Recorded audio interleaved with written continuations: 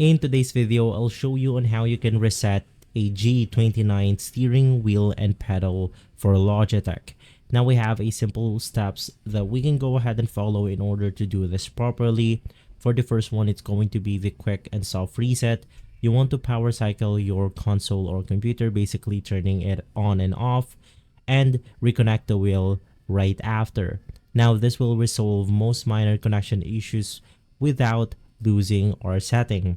Now for PlayStation, we have the safe mode reset.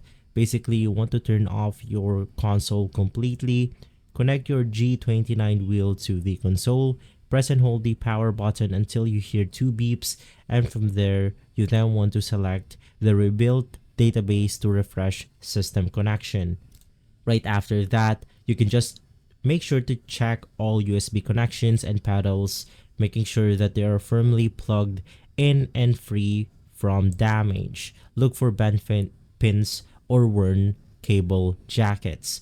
Now for advanced reset and calibration, you can just do it from the Logitech Q Hub software. And for the registry reset, which is going to be for Windows, you can just navigate through this specific location right here, which is going to be the HK current user system and more. And from there, you can then reset entities to fix persistent calibration issues. And so guys, if this video has been helpful, leave a like, subscribe, and follow guides for everything for more videos like this. Thanks for watching.